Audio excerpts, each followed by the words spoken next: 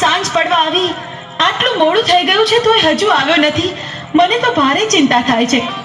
દેવી, ભસ્મ કણકણ amino coupe લાવો. પ્રભુ, એ અમીનો કૂપો ને ભસ્મ કંકણ આલુડાએ હટ લીધી હતી ને, એટલા માટે મેં એને આપી દીધું. અરે દેવી, તો અનાથ થઈ ગયો. એ આલુડો એક માયાવી રાક્ષસ હતો. તમે ભસ્મ કણકણ અને અમીનો કૂપ આપી દીધો. ભસ્મ કણકણ માથે ચડાયું, અમીનો કૂપ પી અને અમરિયા નામનો દત્ત બની ગયો છે. દેવી,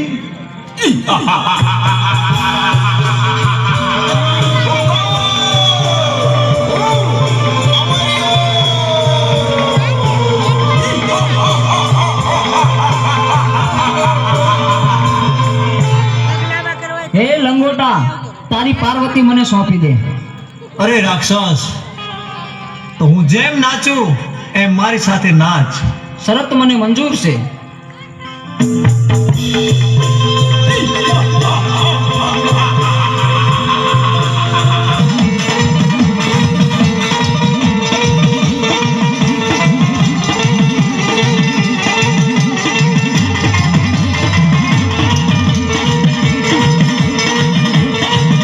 લંગોટે મને નચવી અને મારું ભસ્મ કંકણ ઉડી ગયું તો મારું મોત નિશ્ચિત છે. તો ચાલ અત્યારે અહીંથી હું ભાગી જાઉં.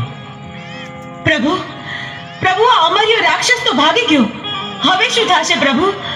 એ તો ભોળી પ્રજાને રંજાડશે. પ્રભુ, પ્રભુ, આનો કંઈક ઉપાય કરો. અરે દેવી, આનો ઉપાય એક છે. 100 મહિનાની નિંદ્રું લઈને ચોટીલાના પરોપરમાં ચામુંડા સૂતા છે. તો ચારણ જોગીને બોલાવું, એને જગાડે તો તેનું મૃત્યુ થાય. મારું શું કામ છે આજ મને આમ કાં બોલાયો? અરે, બોલાવાનું કારણ એટલું છે ચારણ જોગી, અમરિયા નામના દત્તે 33 કરોડ દેવાળોને મૂછના મોવલે બંધેવાન કર્યા. હા પ્રભુ, પૃથ્વી ઉપર હાહાકાર મચી ગયો છે. તો આલે મારું ડમરું અને માં ચામુંડાને જગાડવા જા.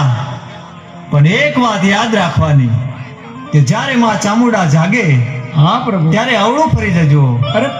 અરે ભોળાનાથ, અવળું ફરવાનું કારણ શું? કારણ એટલું છે ચારણ જોગી કે એક જ્વાળામુખી જોગણી છે. એ જાગશે અને મોઢામાંથી જ્વાળા નીકળશે તો તને બાળીને ભસ્મ કરી નાખશે. બહુ સારું પ્રભુ, હાલ ને હાલ હું જાઉં તમારું ડમરું લઈ અને ચોટીલાના ડુંગર ઉપર માં ચામુંડા 6 મહિનાની નિંદ્રા લઈને સુતાશે, એને જરૂર હું જગાડીશ.